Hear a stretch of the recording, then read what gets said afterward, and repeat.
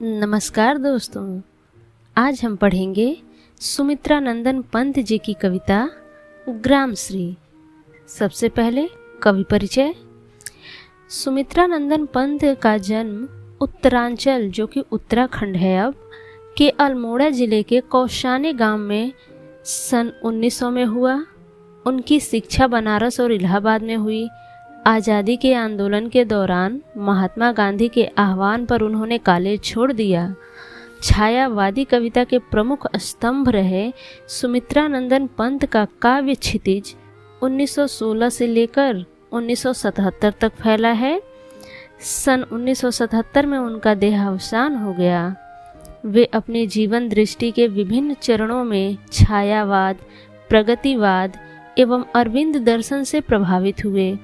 वीणा, ग्रंथ, गुंजन, ग्राम्या, पल्लव, युगांत, स्वर्ण किरण, स्वर्ण धूल, कला और बूढ़ा चांद, लोकायतन, चिदंबरा आदि उनकी प्रमुख काव्य कृतियाँ हैं।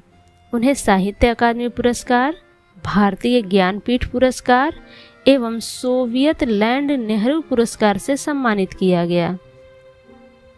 पंत की कविता में प्रकृति और मनुष्य के अंतरंग संबंधों की पहचान है। उन्होंने आधुनिक हिंदी कविता को एक नवीन अभिव्यंजना पद्धति एवं काव्य भाषा से समृद्ध किया।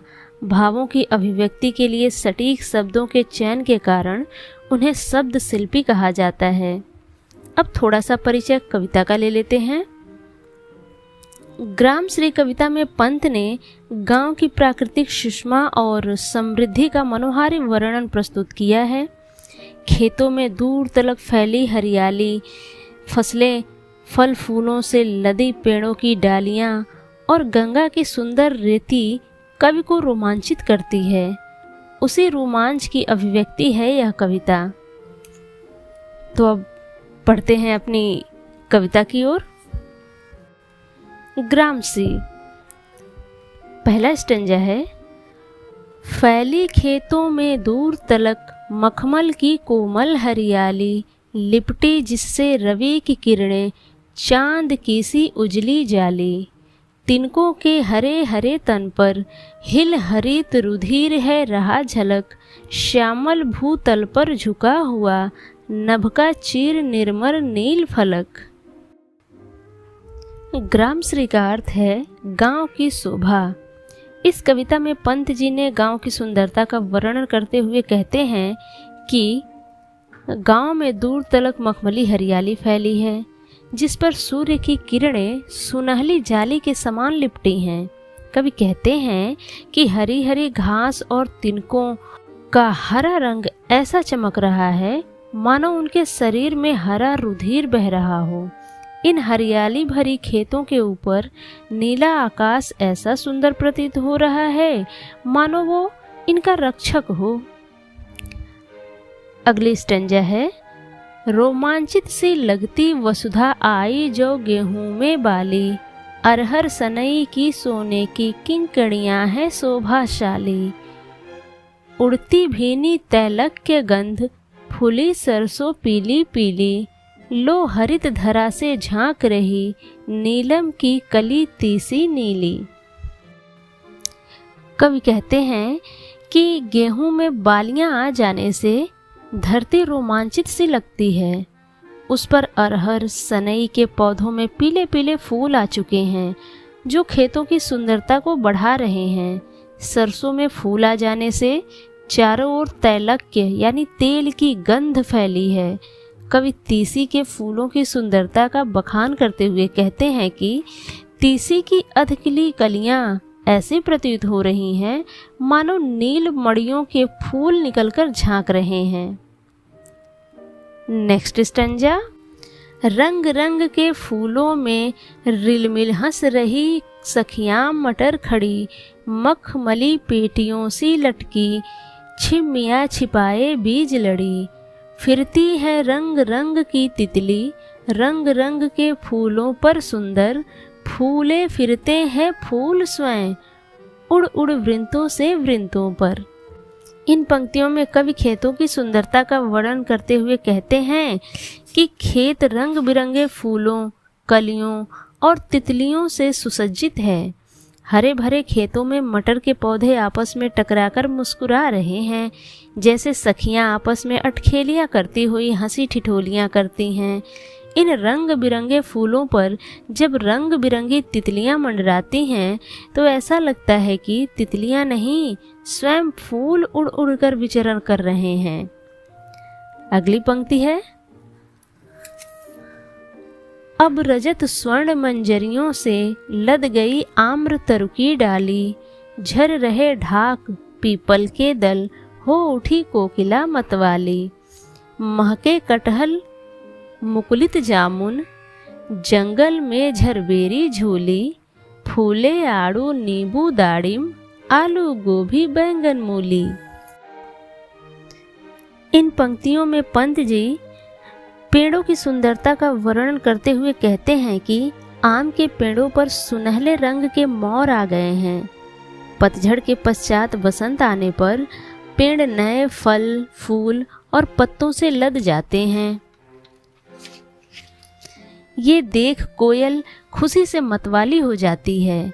कवि वर्णन करते हैं कि कटहल, जामुन, झरबेरी, छोटी बेर का पौधा, आड़ू, नींबू, दाड़िम, आलू, गोभी, बैगन आदि सब्जियां इन बसंत के मौसम को समृद्ध बनाती हैं। अगला स्टैंजा है, पीले मीठे अमरूदों में अब लाल लाल चित्तियां पड़ी, पक गए सुनहले मधुर बेर, आंवली से तरु की डाल जड़ी। लहलह पालक महमह धनिया, लौकी और सेम फली फैली, मखमली टमाटर हुए लाल, मिर्चों की बड़ी हरी थैली। कवि कहते हैं कि खेतों की शोभा उसमें उगने वाले पौधों और फसलों से होती है। प्रकृति अपना आशीर्वाद फसलों और फलों के रूप में देती है। कवि बता रहे हैं कि अमरूद में अधिक मीठापन आने से उसमें लाल चित्तियां पड़ गई हैं। बेर भी पककर तैयार हो गई है। कवि वर्णन कर रहे हैं कि पेड़ों पर आंवले तो ऐसे सघन उगे हैं मानो डालियों पर मोती जड़ दिए गए हैं। खेतों में धनिया और पालक की खुशबू मतवाली कर रही है। ऐसे में लाल टमाटर और हरे मिर्च की शोभा कम नहीं है। अगला स्टेंजा है, बालू के सांपों से अंकित गंगा की सतरंगी रेती, सुंदर लगती सरपत छाई, तट पर तरबूजों की खेती।